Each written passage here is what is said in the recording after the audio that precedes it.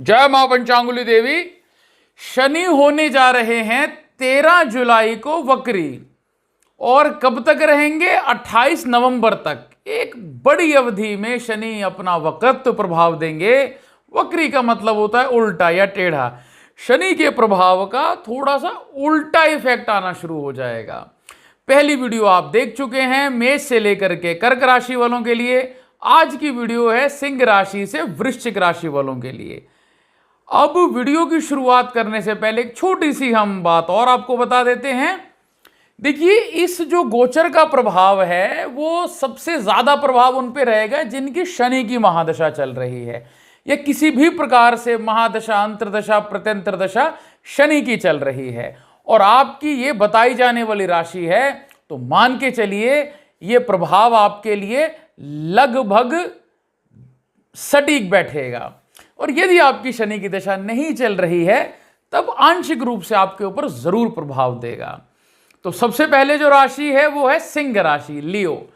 सिंह राशि वालों, आपके अष्टम स्थान में शनि महाराज हैं, और इसीलिए आप लोगों की शनि की ढैया भी चली हुई है। यहां पर छठे और सातवें भाव के स्वामी हैं और अष्टम भाव में जाके वक्री हो रहे हैं।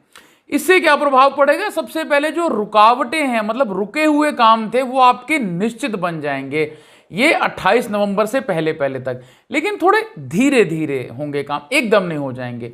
मोटी कमाई के योग दिखाई देते हैं। कोई ब्लैक मनी, कोई पूर्वकृत इन्वेस्टमेंट की हुई थी, उसका पैसा इस समय आपको मिलके रहेगा। जो लोग साधक हैं उनको मंत्र सिद्धि इस समय प्राप्त हो सकती है। किसी बड़े गुरु का आशीर्वाद इस समय प्राप्त हो सकता है।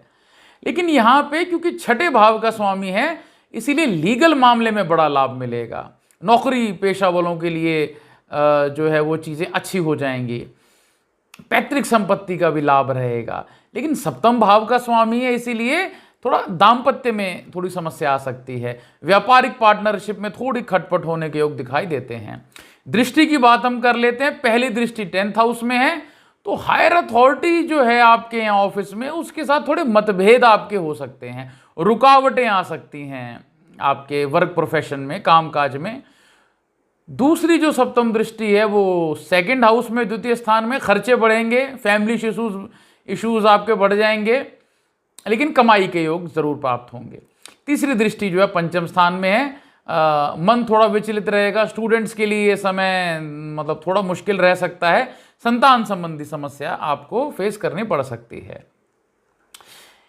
अगली राशि है कन्या राशि। कन्या राशि वालों, यहां कन्या राशि वालों के लिए सप्तम स्थान में हैं शनि महाराज, और कुंडली के हिसाब से 5वें और 6ठे भाव के स्वामी हैं। तो इसलिए मैरिड लाइफ में कन्या राशि वालों के यदि कोई झगड़ा चल रहा है, कोई विवाद चल रहा है, तो बड़ा रूप ले सकता है। नहीं झगड़ा हो रहा है तो मत कीजिएगा, अलग थलग होने की नौबत आ जाएगी। व्यापारिक पार्टनरशिप में भी कोई गलत फहमी या कोई विवाद हो सकता है। लेकिन नई पार्टनरशिप इस समय बहुत लाभ दे देगी। कोई नई पार्टनरशिप करना चाह रहे हो, बहुत लाभ दे देगी आप लोगों को। दृष्टि की हम बात करें तो यहां पे पहली दृष्टि है भाग्य स्थान में है। तो जो स्टूडेंट्स विदेश जाना चाहते हैं कन्या राशि वाले, उन्हें बड़ी रुकावटों का सामना करना पड़ेगा, बड़ी दिक्कतें, कोई कागज़ की कमी हो गई, कोई वेबसाइट में समस्या आ गई, कोई हमसे ही गलती हो गई, इस तरीके की। लेकिन धार्मिक यात्रा और यात्रा के अच्छे योग दिखाई देते हैं। दूसरी दृष्टि जो है वो लग्न पर है, जिसे हम सप्तम दृष्टि कहते हैं। आलस्य, प्रमाद, ये बहुत बढ़ जाएगा। आलसी से हो जाएंगे, लगेगा यार आराम करो, कुछ नहीं रखा हुआ इन सब चीज़ों में। उत्तेजना बहुत बढ़ जाएगी, गुस्सा बहुत बढ़ जाएगा अचानक। तीसरी दृष्टि जो है चतुर्थस्थान में है, जिसे हम दशम दृष्टि कहते हैं। प्रॉपर्टी में लाभ होगा, लीगल मामलों में लाभ प्राप्त होगा।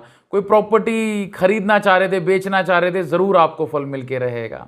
शिफ्ट हो सकते हैं इस टाइम प्रॉपर्टी में। अगली राशि है तुला राशि। तुला राशि वालों, 6ठे स्थान में आपके शनि महाराज हैं, जो कि बहुत लाभकारी हैं पहले से ही।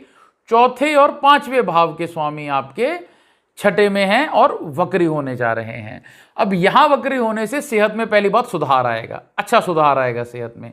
लीगल मामलों में लाभ मिलेगा।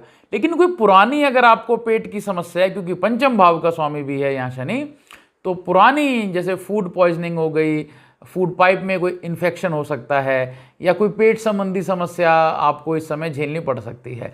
शेयर मार्केट में लाभ के योग दिखाई देते हैं। स्थान परिवर्तन के बेहतर अच्छे योग दिखाई देते हैं। जो स्त्रियां गर्भिणी हैं उन्हें बड़ी सावधानी इस समय बरतनी चाहिए। उपाय ज़रूर करिएगा, हम एंड में उपाय बताएंगे।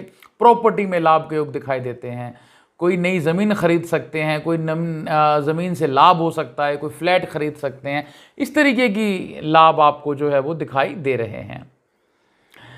दृष्टियों की हम बात करें, पहली दृष्टि अष्टम स्थान में है। पैतृक संपत्ति आपको प्राप्त हो सकती है अगर आप एफर्ट्स करेंगे तो 28 नवंबर तक कोई बड़ा मामला पैतृक संबंधी आप जो है वो सुलझा सकते हैं। गुप्त धन का लाभ दिखाई देता है। कोई लोन का पैसा आपका रुका हुआ था, कोई रिटायरमेंट का पैसा रुका हुआ था, या कोई भी ऐसा पैसा रुका हुआ था, मिलके रहेगा आपको। दूसरी दृष्टि 12वें स्थान में, खर्चे बहुत बढ़ जाएंगे, आना जाना बहुत लगा रहेगा। विदेश यात्रा के योग बनते हैं आपके।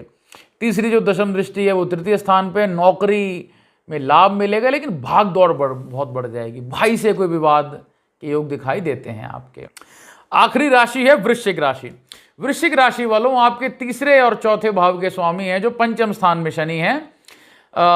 संतान, अगर आपकी छोटी संतान है तो उसकी सेहत का आपको ध्यान रखना पड़ेगा। अगर गर्भिणी स्त्री है उन्हें बहुत ध्यान रखना पड़ेगा अपने गर्भ का। लेकिन यदि आपकी बड़ी संतान है तो उसकी उन्नति, तरक्की, उसके विवाह के योग बनते दिखाई देते हैं। शेयर मार्केट में रिस्क ना लें, लेकिन खिलाड़ी हैं तो बाजी लगा दीजिए, अच्छा पैसा कमा लेंगे। कमाई होगी, अच्छी कमाई होगी। घर प्रॉपर्टी में कोई रेनोवेशन, कोई नया घर, कोई पैतृक संपत्ति से लाभ, कोई मामला आपका फंसा हुआ तो इस समय हल हो सकता है 28 नवंबर से पहले। कोशिश कीजिए इस तरफ। दृष्टि की बात करें तो पहली दृष्टि सप्तम स्थान में है, जिसमें दाम्पत्य जीवन में तो सुधार आएगा, लेकिन व्यापारिक पार्टनरशिप में कोई गलत फहमियां बढ़ सकती हैं।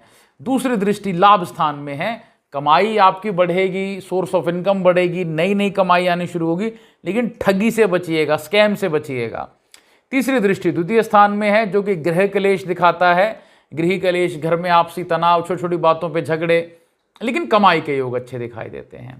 तो दोस्तों ये था सिंह राशि से लेकर के स्कॉर्पियन यानी वृश्चिक राशि तक। उपाय ध्यान से सुन लीजिए। देखिए उपाय की बात यहां ये है कि प्रत्येक शनिवार अथवा हर महीने की 15 तारीख के बाद जो पहला शनिवार आए, हनुमान जी को चोला जरूर चढ़ाएं। चमेली के तेल में हनुमान जी वाला सिंदूर मिला करके जरूर लेपन करें। और इसी के साथ ही किसी हनुमान जी के मंदिर की सेवा करना शुरू कर दें।